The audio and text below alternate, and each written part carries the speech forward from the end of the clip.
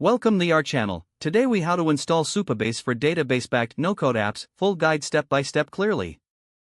Start by visiting the official Supabase website. Click on the Get Started button located on the homepage. Create a new account by filling in your email and password. Verify your email address through the verification link sent to your inbox. Once verified, log in to your Supabase account. On your dashboard, click on the New Project button. Choose a name for your project. Select your preferred database password and confirm it. Pick the region closest to your target audience for optimal performance.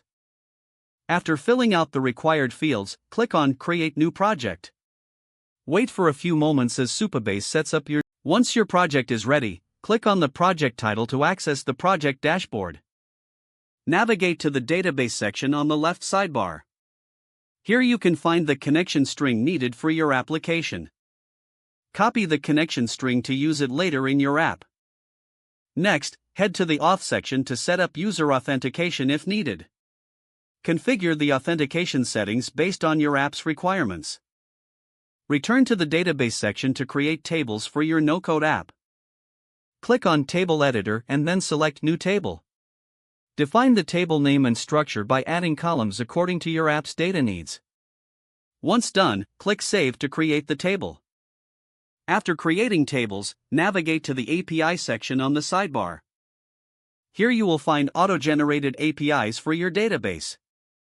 Make sure to review the API documentation for guidance on how to interact with your data. To test your setup, go to the SQL Editor section. Write a simple SQL query to check if your tables were created successfully.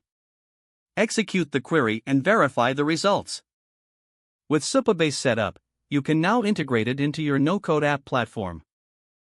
Follow the integration process specific to your no-code tool of choice.